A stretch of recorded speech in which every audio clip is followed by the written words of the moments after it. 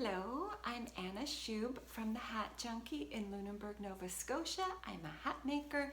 I make hats in my pretty little studio that you see right behind you over there. And I also design knitting patterns like my sweater, which is not available, but this cute little hat, which is called the Little Log Cabin Hat or Log Cabin Hat.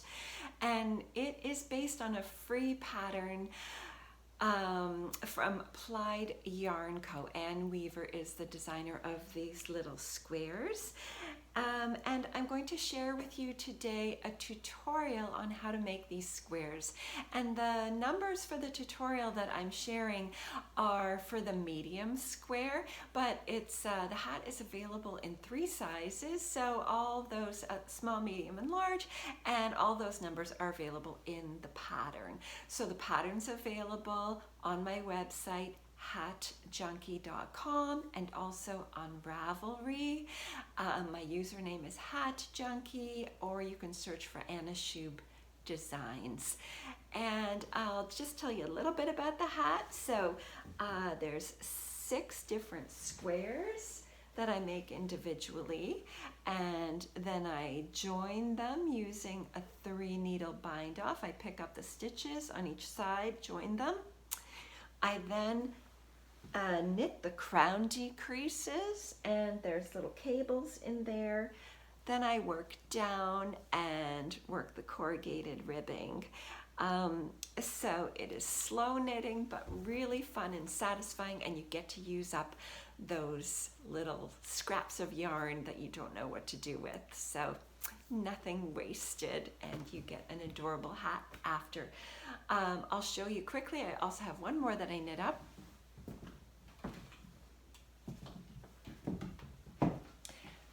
This one I used hand spun yarn. So the gray is all hand spun, and then these are all various different yarns. So one of the things I do encourage people to do is to go ahead and mix different brands of yarn and slightly different weights. So often we have all these fingerings, but they're not all the same. Don't worry about it. Mix them up. It's just gonna all even out in the wash. So I hope you enjoy the tutorial. You can turn those little squares into anything, but hopefully you'll turn them into a hat, like the Little Log Cabin hat. So hatjunkie.com or hatjunkie on Ravelry. And you can also find me on Instagram and Facebook at the Hat Junkie. Happy knitting. Hope you enjoy the tutorial.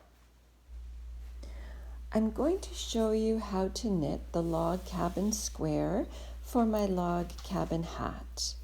You begin by casting on 10 stitches using the long tail cast on, and then you're going to knit 19 rows in garter stitch, so working knit stitches on both sides of the work. I'm not going to show you that part. I assume you know how to do that. I am using 2.5 millimeter needles. Then you're going to bind off all the stitches, but you're going to keep the very last stitch live, so don't pull the tail through that last remaining stitch.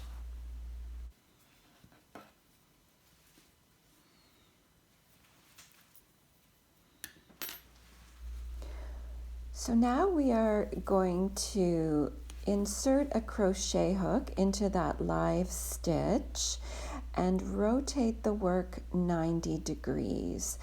I use a crochet hook just because it's much easier to pick up those tiny little stitches with a crochet hook. I'm using a 1.75 millimeter hook.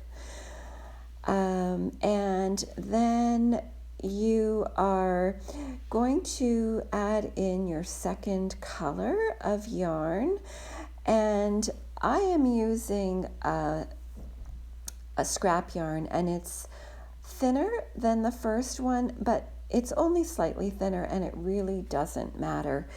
It will even out in the end.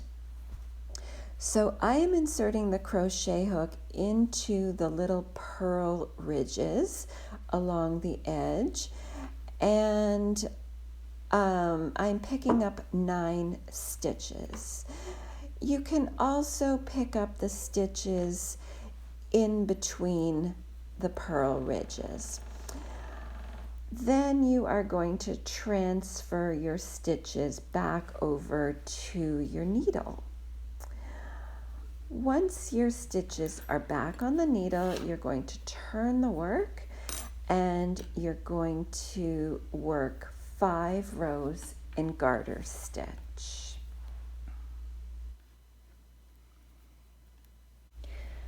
After your 5th row of garter stitch, you are going to bind off all your stitches and leave the very last stitch live.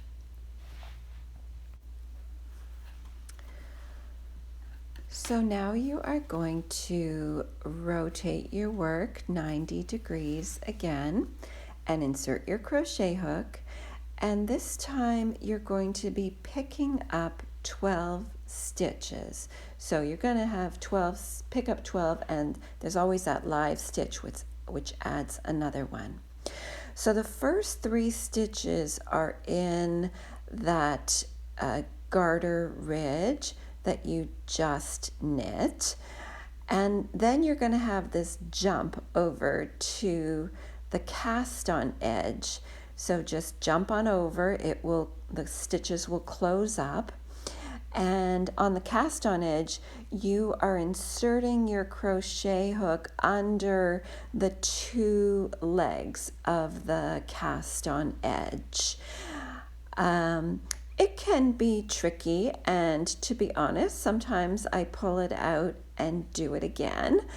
And sometimes you end up with the wrong count, you picked up somewhere else. So practice makes perfect. So yeah, you are now picking up 9 stitches in the cast on edge for a total of 12. Then you are going to slip the stitches back over to your needle, and just like all the other steps, you are going to be knitting on both sides in garter stitch 5 rows, binding off and leaving the last stitch live.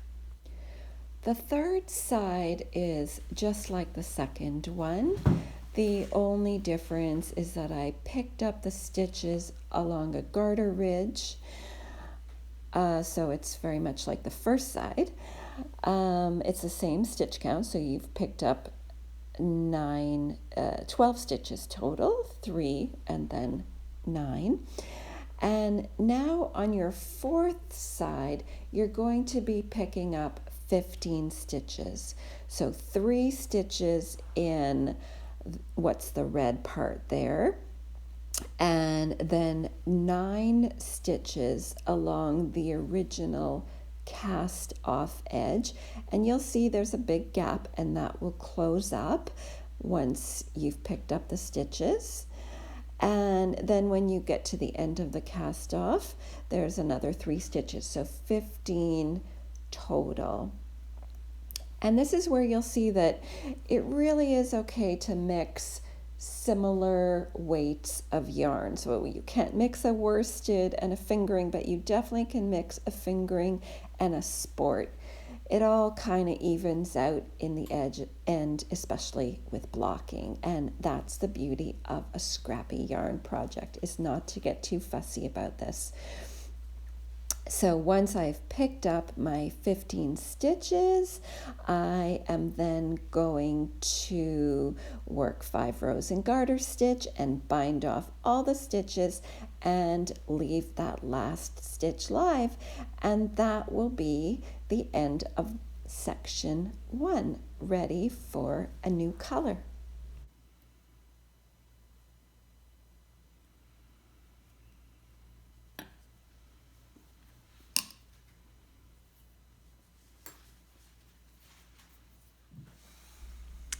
I'm now going to add in a third color. I'm going to pick up 15 stitches plus the 1 makes 16. I'm going to knit 5 rows in garter stitch, bind off all the stitches, leave the last one live. That's always the same. Rotate 90 degrees, and then I will pick up 18 stitches plus the 1 live one makes 19. I do that on the next corner edge as well, and for the final one I'm going to pick up 21 stitches plus the live one makes 22, and then bind those off, and then I will draw the tail through the loop, and that's it.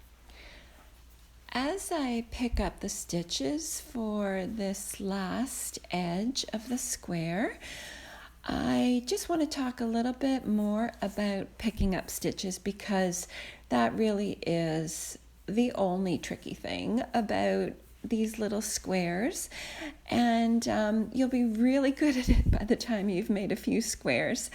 So what I do is I really pull the stitches apart and look at them very carefully. So don't be afraid to like stretch out your knitting and just look at where you are supposed to be picking up the stitches. Another tip is to work in natural light near a window when you're working with such small yarn and needles. It's really like light is everything, especially if you are a little older and your eyes aren't as working quite as well as they used to. If you don't have natural light, then just get some really good knitting lights. Let's see what else. Don't be afraid to pull it out and do it again.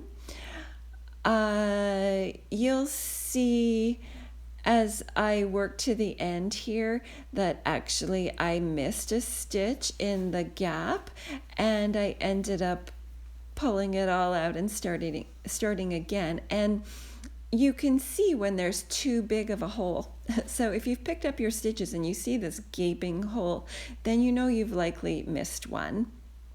And that's really easy to do in between the sections, like that little groove, I don't know what you call it, little divide between your different sections. Sometimes it's hard to see that little stitch in there. So just go back, do it again. And if you don't want to do it again, you don't have to. What you can do is, as you get to the knitting part, when you turn it around, just add in a stitch. Either do a knit front back or a make one left, and just add in that stitch, and I promise you nobody will see it in a million years. But you might have a tiny little bit of a hole in there, but if it doesn't bother you, then just don't stress too much. It's meant to be fun.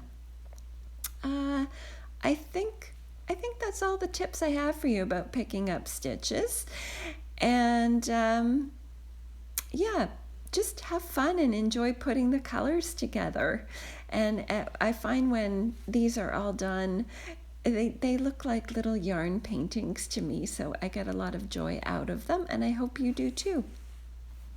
There you have it, a little log cabin square. Happy knitting!